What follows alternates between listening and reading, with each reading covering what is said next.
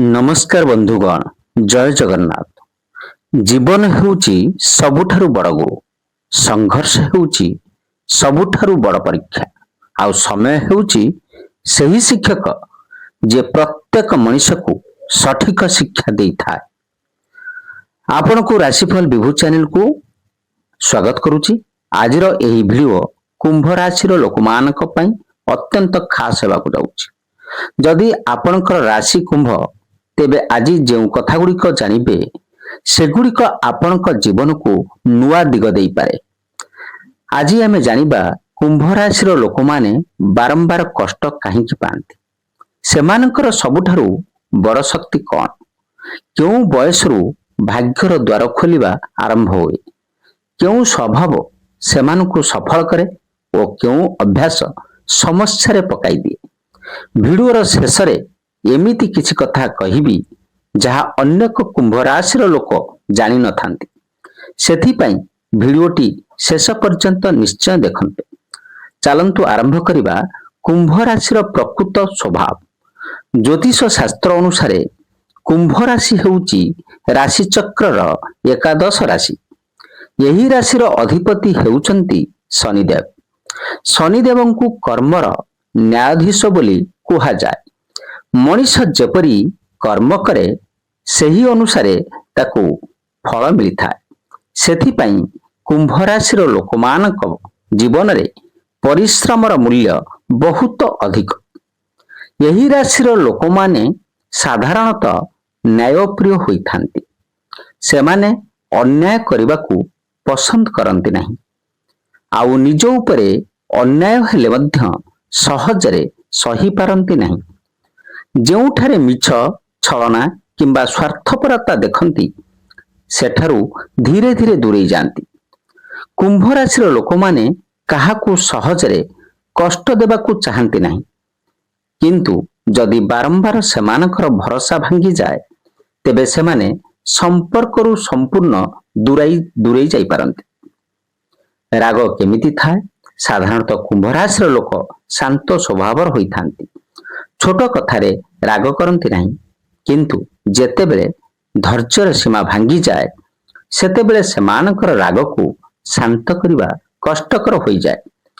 ରାଗରେ ଏମିତି କଥା କହିଦିଅନ୍ତି ଯାହା ପରେ ନିଜେ ମଧ୍ୟ ଅନୁତାପ କରନ୍ତି।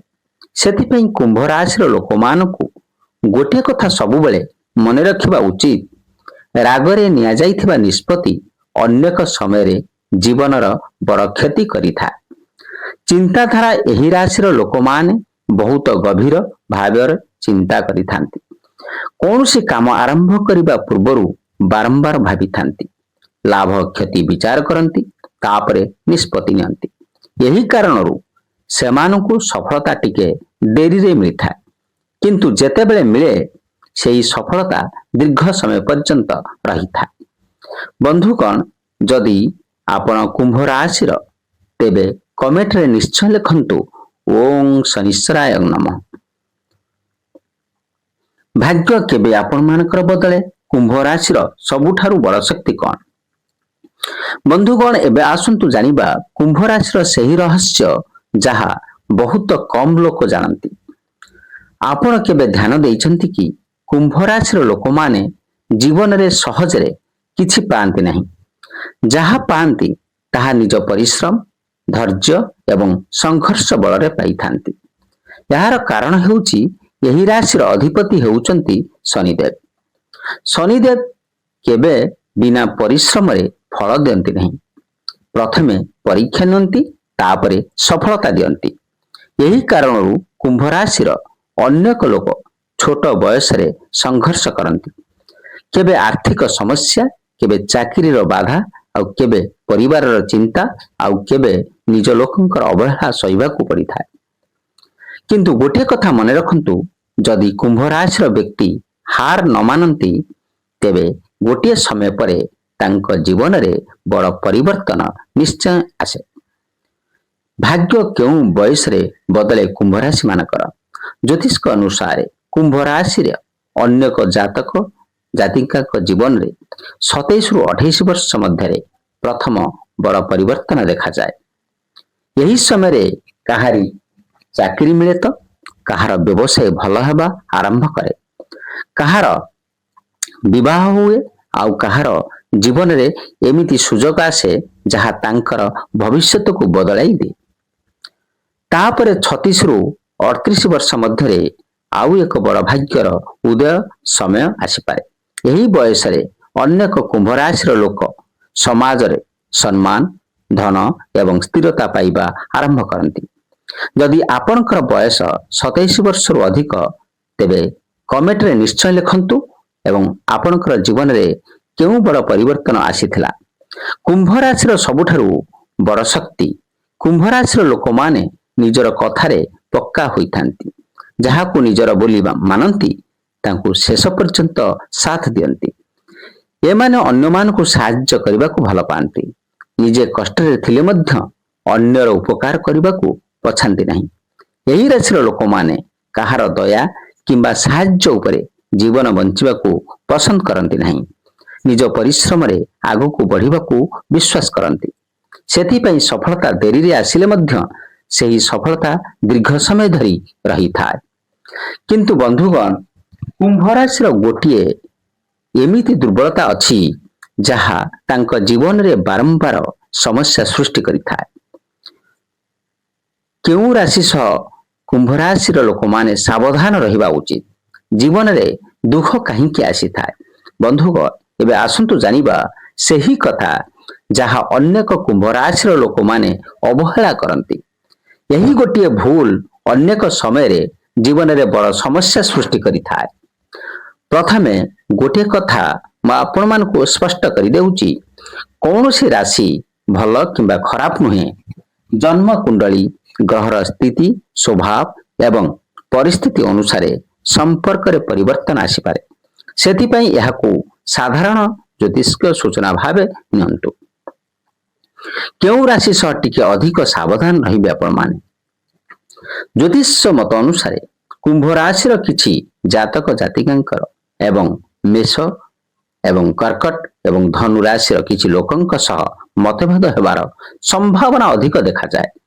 ଏହାର ଅର୍ଥ ଏହା ନୁହେଁ ଯେ ଏହି ରାଶିର ଲୋକେ ବା ସମସ୍ତ ଲୋକେ ଆପଣଙ୍କ ପାଇଁ ଖରାପ।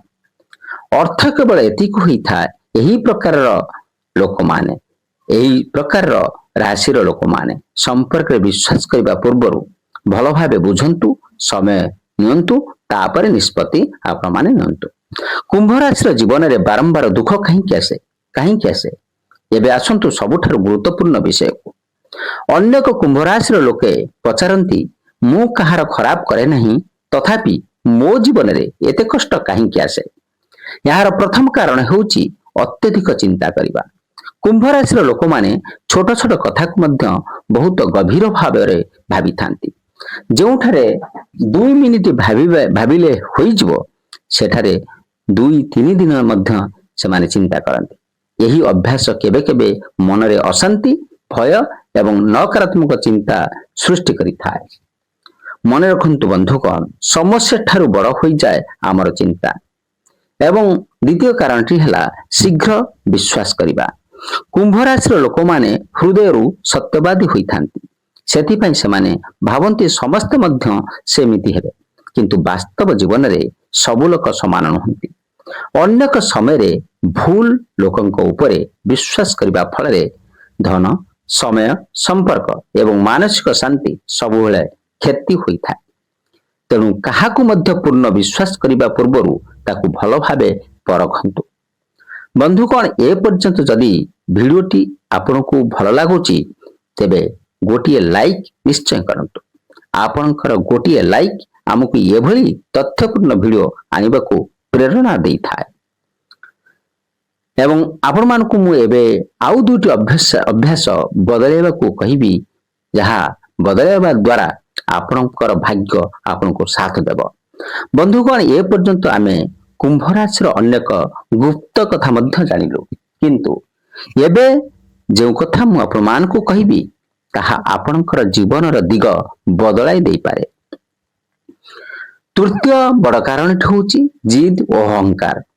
କୁମ୍ଭ ରାଶିର ଲୋକମାନେ ନିଜ ନିଷ୍ପତ୍ତିକୁ ବହୁତ ବିଶ୍ୱାସ କରନ୍ତି। ଏହା ଗୋଟିଏ ଭଲ ଗୁଣ। କିନ୍ତୁ କେବେ କେବେ ସେହି ବିଶ୍ୱାସ ଜିଦରେ ପରିଣତ ହୋଇଯାଏ। ଯଦି କେହି ଠିକ ପରାମର୍ଶ ଦେଲେ ମଧ୍ୟ ତାହାକୁ ନ ଶୁଣିବା, ନିଜ କଥାକୁ ହିଁ ସବୁବେଳେ ଠିକ ବୋଲି ଧରି ରଖିବା, ଏହି ସ୍ୱଭାବ କେବେ କେବେ ବଡ଼ କ୍ଷତିର କାରଣ ହୋଇପାରେ। ମନେ ରଖନ୍ତୁ ବନ୍ଧୁଗଣ, ଜିଦରେ ନୁହେଁ ବୁଦ୍ଧିରେ ନିଆଯାଇଥିବା ନିଷ୍ପତ୍ତି ହିଁ ସଫଳତା ଆଣିଥାଏ। ଏବେ ମୁଁ ଆପଣମାନଙ୍କୁ କହିବି ଚତୁର୍ଥ ବଡ଼ କାରଣଟି, ଗୋଟିଏ ସମୟରେ ଅନେକ କାମ କରିବା। କୁମ୍ଭ ରାଶିର ଲୋକମାନଙ୍କ ମନରେ ସବୁବେଳେ ନୂଆ ନୂଆ ଯୋଜନା ଚାଲିଥାଏ। ଆଜି ଗୋଟିଏ କାମ, କାଲି ଆଉ ଗୋଟିଏ କାମ, ପୁଣି ତୃତୀୟ କାମ, ଏଭଳି କରି କେବେ କେବେ ମୁଖ୍ୟ ଲକ୍ଷ୍ୟରୁ ଦୂରେଇ ଯାଇଥାନ୍ତି। ଶନିଦେବଙ୍କର ବାର୍ତ୍ତା ହେଉଛି, ଗୋଟିଏ କାମ ବାଛନ୍ତୁ, ଧୈର୍ଯ୍ୟର ସହିତ ଲାଗି ରୁହନ୍ତୁ ସେ ଗୋଟିଏ କାମରେ। ଧୀରେ ଧୀରେ କରାଯାଇଥିବା ପରିଶ୍ରମ ଗୋଟିଏ ଦିନ ନିଶ୍ଚୟ ବଡ଼ ସଫଳତା ଦେଇଥାଏ। କୁମ୍ଭ ରାଶିର ଲୋକମାନଙ୍କ ପାଇଁ ଏକ ବଡ଼ ପରାମର୍ଶ ମୁଁ ଆପଣମାନଙ୍କୁ ଦେଉଛି। ଆପଣ କେତେ ଭଲ ହେଲେ ମଧ୍ୟ ସମସ୍ତଙ୍କୁ ଖୁସି କରିବାକୁ ଚେଷ୍ଟା କରନ୍ତୁ ନାହିଁ। ଯେଉଁମାନେ ଆପଣଙ୍କୁ ବୁଝନ୍ତି ସେମାନଙ୍କ ସହ ରୁହନ୍ତୁ। ଯେଉଁମାନେ ବାରମ୍ବାର ଆପଣଙ୍କୁ ଅବହେଳା କରନ୍ତି କିମ୍ବା କେବଳ ସ୍ୱାର୍ଥ ପାଇଁ ପାଖକୁ ଆସନ୍ତି, ସେମାନଙ୍କ ଠାରୁ ଦୂରେଇ ରହିବା ହିଁ ବୁଦ୍ଧିମାନର କାମ ହୋଇଥାଏ। ଶନିଦେବଙ୍କର କୃପା ଆପଣମାନେ କେମିତି ପାଇବେ? ଯଦି ଆପଣ କୁମ୍ଭ ରାଶିର, ତେବେ ପ୍ରତ୍ୟେକ ଶନିବାର ସକାଳ କିମ୍ବା ସନ୍ଧ୍ୟାରେ ଶନିଦେବଙ୍କୁ ସ୍ମରଣ କରନ୍ତୁ। ଓଁ ସହ ଶନିଶ୍ଚରାୟ ନମଃ ମନ୍ତ୍ରକୁ ଭକ୍ତିରେ ସହିତ ଆପଣମାନେ 108 ଥର ଜପ କରନ୍ତୁ। ସତ୍ୟର ପଥରେ ଚାଲନ୍ତୁ, ପରିଶ୍ରମକୁ କେବେ ଛାଡ଼ନ୍ତୁ ନାହିଁ, କାହାର ଅଧିକାର ଛଡ଼ାଇ ନିଅନ୍ତୁ ନାହିଁ ଏବଂ ଅସହାୟ ଲୋକଙ୍କୁ ସାହାଯ୍ୟ କରନ୍ତୁ। ଏହି ଛୋଟ ଛୋଟ କାର୍ଯ୍ୟ ଶନିଦେବଙ୍କର କୃପା ପାଇବାର ମାର୍ଗ ଖୋଲି ଦେଇପାରେ। ବନ୍ଧୁଗଣ, ଯଦି ଆପଣ କୁମ୍ଭ ରାଶିର, ତେବେ କମେଣ୍ଟରେ ନିଶ୍ଚୟ ଲେଖନ୍ତୁ ଜୟ ଶନିଦେବ। ଆପଣଙ୍କର ଏହି ଭକ୍ତି ଏବଂ ବିଶ୍ୱାସ ନିଶ୍ଚୟ ଆପଣଙ୍କ ଜୀବନରେ ସକାରାତ୍ମକ ଶକ୍ତି ଆଣିବ। ପୁଣି ଦେଖାହେବା ପରବର୍ତ୍ତୀ ରାଶିଫଳ ଭିଡ଼ିଓରେ। ସେ ପର୍ଯ୍ୟନ୍ତ ଆପଣମାନେ ସୁସ୍ଥ ରୁହନ୍ତୁ, ଖୁସିରେ ରୁହନ୍ତୁ ଏବଂ ନିଜ କର୍ମ ଉପରେ ବିଶ୍ୱାସ ରଖନ୍ତୁ ଏବଂ ଭିଡ଼ିଓଟିକୁ ନିଶ୍ଚିତ ଭାବରେ ଲାଇକ୍ କରନ୍ତୁ ଏବଂ ସାଙ୍ଗସାଥିମାନଙ୍କୁ ସେୟାର କରନ୍ତୁ ଏବଂ ଆମ ଚ୍ୟାନେଲକୁ ନିଶ୍ଚିତ ଭାବରେ ସବସ୍କ୍ରାଇବ କରି ରଖନ୍ତୁ। ଧନ୍ୟବାଦ। ଜୟ ଜଗନ୍ନାଥ। ଥ୍ୟାଙ୍କ